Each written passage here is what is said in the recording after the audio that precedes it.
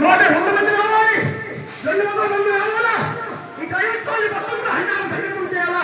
ఇక నీ కుటుంబం చల్లగా ఆనందంగా, నీ పిల్లలందరూ చల్లగా ఆనందంగా ఉండాలని చెప్పేసి మళ్ళీ కోరుకుంటున్నాం.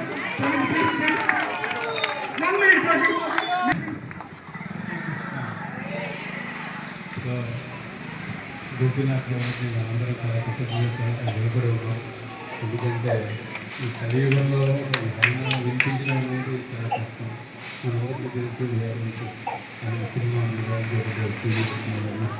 బిజీగా ఉండే ఈ రోజుల్లో ఆయన ఎక్కడో త్వరగా టైం లేకపోయినప్పటికీ మన అందరి కోసం లోక కళ్యాణం కోసం ఈ హరినామ సంకీర్తన, ఈ నగర సంకీర్తన కార్యక్రమాన్ని చేపట్టారు ఆయన.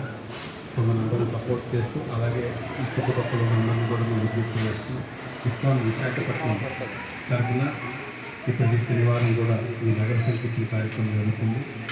ఇది for the well being of all humanity.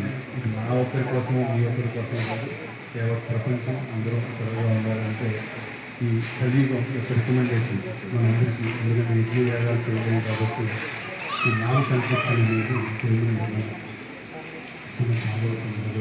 వాతావరణం రికమెండ్ చేస్తున్నారు. వాళ్ళ కాలేజీలలో నడుస్తూ మన వ్యవస్థాపకాచార్య గోపాల్ గారు ప్రకారం, అలాగే మన మనోగర్ జీవిత కార్యక్రమం, అలాగే మన శిక్షకులు అందరూ వారి ఆధ్వర్యంలో వారి యొక్క మార్గనిర్దేశకత్వంలో ఈ చక్కటి కార్యక్రమం శుక్రవారం జరుగుతుంది.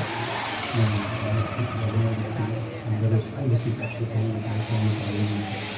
సాగు ముఖ్యమంత్రి ప్రజలకు and we wish Mr. Krishna will bless you with all the